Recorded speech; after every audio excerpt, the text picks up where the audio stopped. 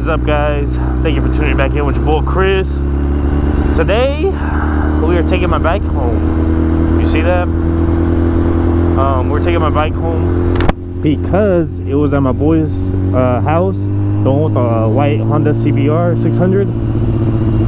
The last time we went out for a ride, my bike was acting all funny.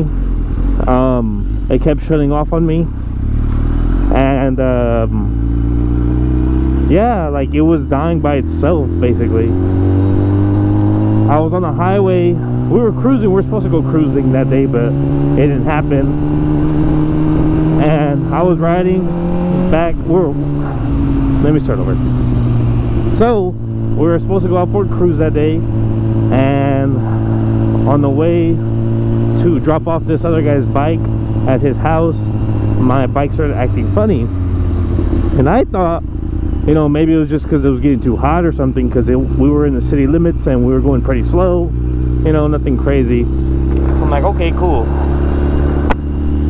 Instead, yeah, my bike tends to turn off more times. It ended up turning off on the highway as well. I couldn't figure out what it was. I thought it was a battery, maybe it's a stator. I'm thinking it's a stator. And then at one point I thought it was a fuel pump.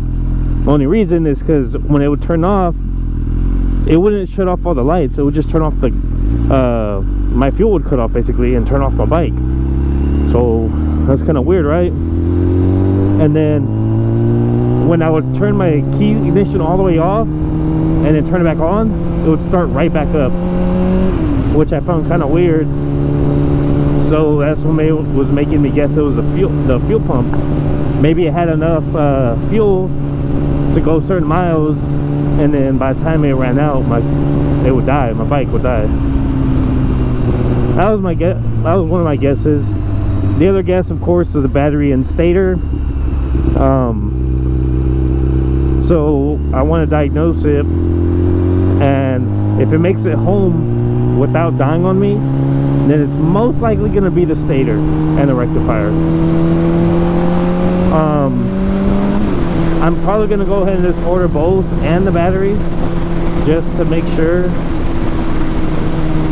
because as you can see when we left, I was still getting some weird issues with the bike flickering. So yeah, that's where we're at right now. I just want to fix this all before we do go to the MotoGP event, and we take our bikes down there after the event so we can go ride in Austin, you know. So yeah, that's where we're at right now. We're just heading home and he's following behind me, and I probably should have been paying attention, but we're good now. But yeah, hopefully I make it all the way home.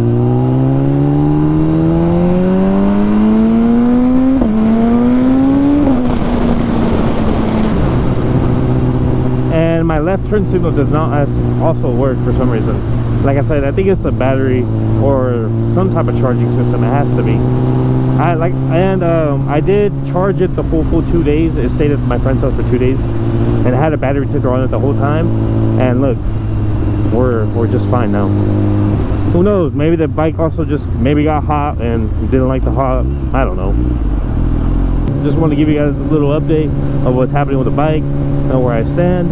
So be on the lookout for probably the stator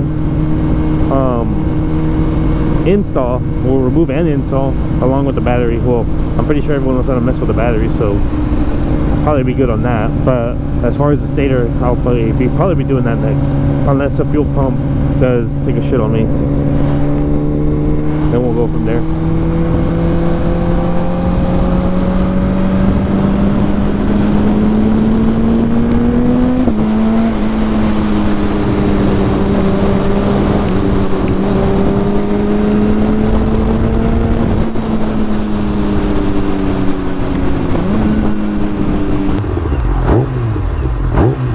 Look at that. You see the needle getting stuck?